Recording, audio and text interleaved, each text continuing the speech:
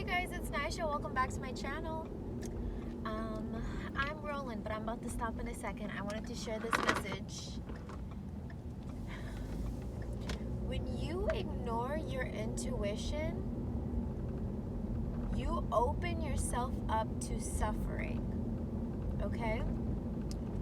When you get a feeling or a hunch or an inclination that comes from your internal compass, i.e. your emotions, it can manifest in like feeling sick or queasy, feeling your stomach drop, feeling your heart drop, hearing your internal intuition or your voice, your guidance on the inside that says something's not right, this is wrong. When you bypass it and do it anyway, whatever the case may be, okay, it could be you start talking to this new guy and then you realize, you know what, I don't know if we're gonna hit it off. I don't know if, I don't know, his vibes, I don't know about this one, right? And you get that inclination, but you're like, oh, but I don't want to hurt his feelings. Let me just keep finding out. Let me just find out. Let me just keep going so I can find out, right? When you do that, essentially, when you bypass your intuition, meaning you're not listening to what your internal compass says, you are essentially picking the lower timeline. Now, it is relative.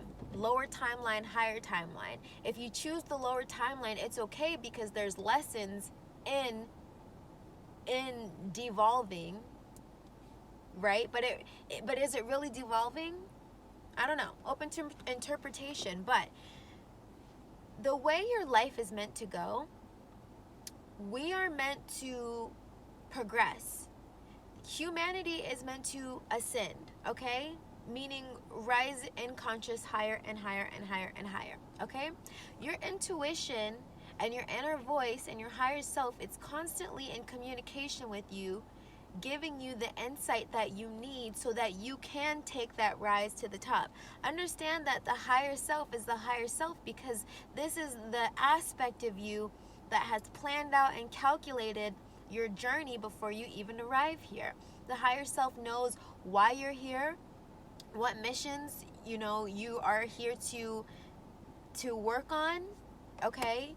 Your higher self knows all this information.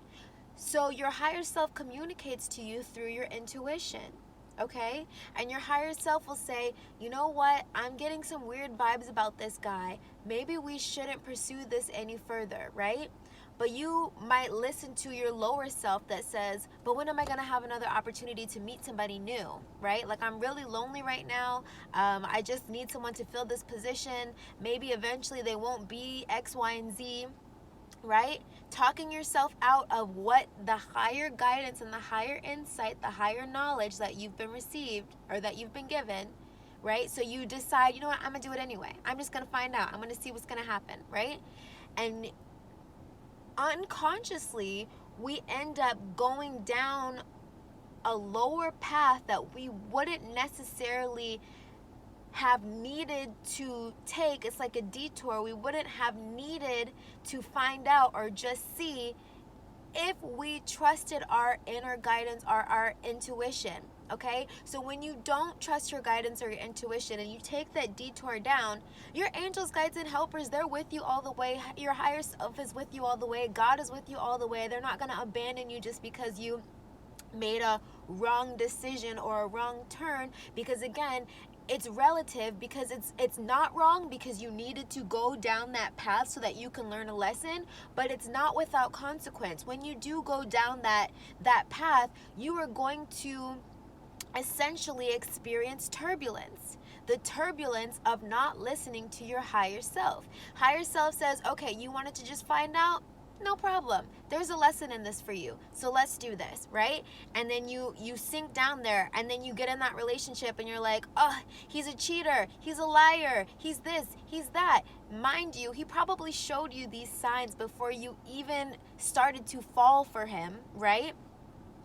But because you just wanted to see, just wanted to find out, because you're like, you know what, I'm lonely, I don't know if there's going to be anyone else, you would take the bait and have to go down that road and learn those lessons of what happens when you don't listen to your intuition and your inner guidance, and what happens when you like in that circumstance, in that situation, what happens when you allow your loneliness to decide for you. Okay, so that's just one example, but it could be anything. Like what's another example? Let's say like you get the inclination that somebody who's in your friend group is probably not the best person to hang around, but in your head you're like, oh, but everybody's their friend. Oh, but, they really like me. Oh, but, whatever, making excuses for why your intuition is wrong. And then you proceed with that friendship anyway.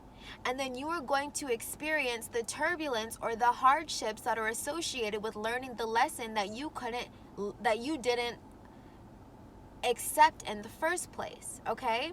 So again, when we don't listen to our intuition and our inner knowing, our higher knowing, it is like going down the wrong path. But again, it's relative, because maybe you needed to go down that path to learn whatever lesson you needed to learn.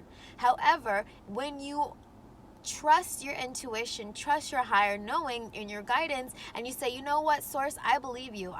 There is something off about this person. I'm not going to pursue this, right? You don't have to learn the lesson, and then you get to keep ascending upward. Now, whatever direction you choose, whether you choose to listen to your intuition or not listen to your intuition, eventually after you learn the lesson, you're going to have the opportunity to go back up. But the question is, do you want to take a detour? Do you want to take unnecessary stops to where you're going? Do you want to feel the pain and the heartbreak and the turmoil of not listening to your inner guidance when your inner guidance said this isn't for you, right?